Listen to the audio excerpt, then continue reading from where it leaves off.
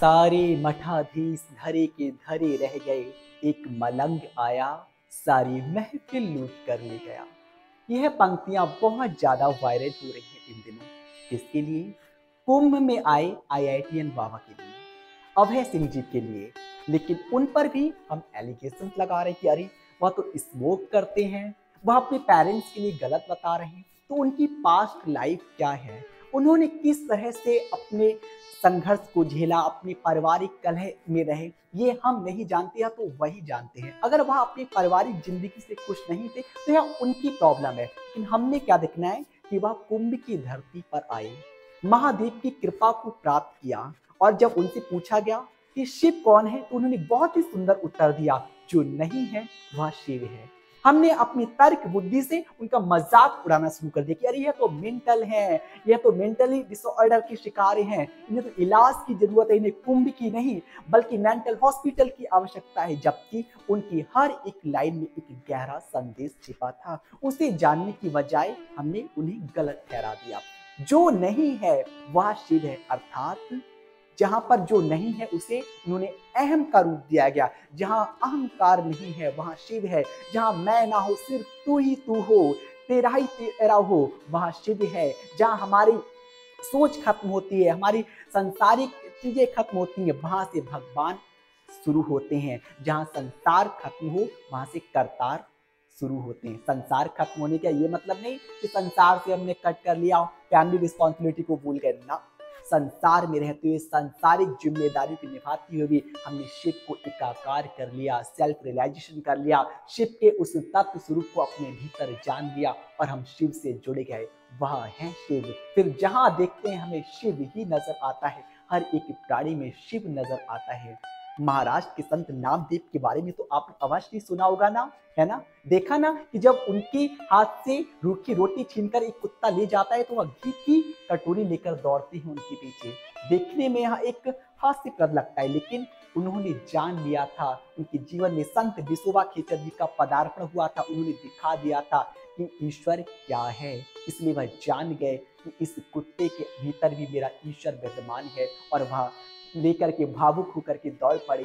अरे मेरे विठल, मेरे विठल, मेरे प्रभु, सूखी रोटी मत खाना, ये लो मैं घी लेकर के आ रहा हूँ। ठीक इसी तरह से हमें भी जब आत्म साक्षात्कार होता है, हमारा अहम खत्म होता है, तो हमें हर जगह शिव नजर आते हैं, प्रभु नजर आते हैं। अब प्रश्न यह उठता है, आखिर संसार में रहते हुए अध्यात्म पथ पर कैसे चलें?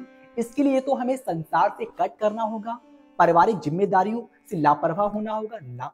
संसारिक एंड पारिवारिक जिम्मेदारी निभाते हुए भी आप अध्यात्म के शिखर को छू सकते हैं। ऐसे न जाने कितने ही उदाहरण आपको मिल जाएंगे। लेकिन यह कैसे पॉसिबल होगा, आखिर दोनों काम कैसे किए जा सकते हैं? तो आइए इसका बहुत अच्छा उदाहरण मिलता है बॉटनी वनस्पति शास्त्र में, जिसमें बैलिसनेरिया एक जलीय पौधा होता है। उसमें क्या होता है, जो मेल फ्लावर होता है वह पानी की सतह पर होता है, जो फीमेल फ्लावर होता है वो पानी की गहराई में होता है। लेकिन जब समय आता है पॉलिनेशन का, परागण का, तो जब वह मेल फ्लावर मैच्योर होता है तब फीमेल फ्लावर सट से पानी की सतह पर आ जाता है एंड मेल फीमेल फ्लावर में फ्यूजन होता है। पॉलिनेशन की प्रोसेस कंप्लीट होती है और उसके बाद फीमेल फ्लावर पुनः नीचे आ जाता है पानी की गहराई में।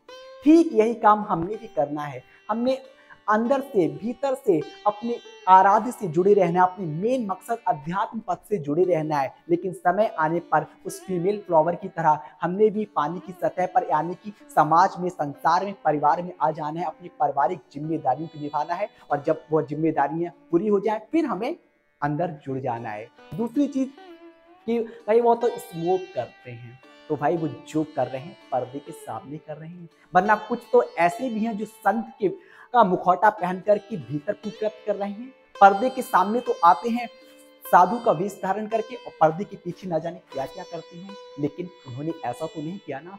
वो स्मोक करते तो इस बात को वो एक्सेप्ट करते हैं, हाँ मैं करता हूँ स्मोक। हालांकि मैं यहाँ पर स्मोक को प्रोवाइड नहीं कर रहा हूँ, स्मोक का प्रमोशन नहीं कर रहा हूँ, स्मोक नहीं करना चाहिए, गलत ही है ना। लेकिन वो इस बात को एक्सेप्ट तो कर रहे हैं। और फिर परफेक्ट कोई भी व्यक्ति नहीं होता है, हर इंसान में कोई ना कोई कमी देखनी है। तो हमें चयन सही गलत का नहीं करना है। साधारण सी बात है, यदि आपको कहा जाए सही गलत का चयन करो तो यह चयन करना बहुत मुश्किल हो जाएगा, कि क्या सही क्या गलत हम नहीं समझ पाएंगे। लेकिन आपसे कहा जाए कम गलत और ज्यादा गलत में से किसी को चुनो, तो जाहिर सी बात है हम कम गलत को ही चुनेंगे। इसीलिए IITian बाबा क्या हैं, उनमें कमियां क्या हैं ये मत देखो, उनमें खूबियां क्या हैं ये देखो, है ना।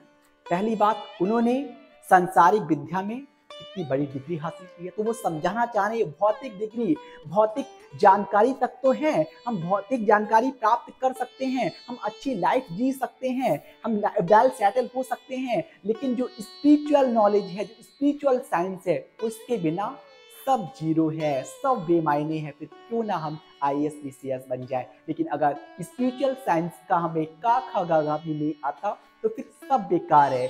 हाँ, इन डिग्रीज को हासिल कीजिएगा, लेकिन साथ ही जो आपका मेन मकसद है, जो आपकी रियल स्टडी है, जिसके लिए यह ह्यूमन लाइफ मिली है, उसे भी जानिएगा। और वही काम IITian बाबा कर रहे हैं। इसलिए आप इस बात को समझें, आप भी उनकी तरह वह शिव को जानने का प्रयास करें, महाकुंभ में जाएं, जो शिव की नगरी है, वो वहां पर जाकर के शिव को ढूंढें, ना कि किसी के ऊपर एलिगेशंस लगाएं, किसी की कमियों को ना ढूंढें, खूबियों को देखें, क्योंकि कमियां खूबियां दोनों ही होती है ना। लेकिन ये हम पर निर्भर करता है हम किससे क्या ले रहे हैं। हमें अधिकार नहीं है किसी पर आरोप लगाने का। हाँ, अगर हमें कुछ अच्छा लग रहा है तो हम अचीव करें, बेकार लग रहा है तो हम छोड़ दें, किसने मना किया, है ना। वो स्मोक करते हैं, उन्होंने क्या आपको कहा आप भी स्मोक करो? हाँ, आप मत कीजिएगा, बेकार लगता है, लेकिन हाँ, अगर आपको कुछ अच्छा लगता है तो उसे एक्सेप्ट कीजिएगा। And now stop my voice and leave this video. Thank you so much.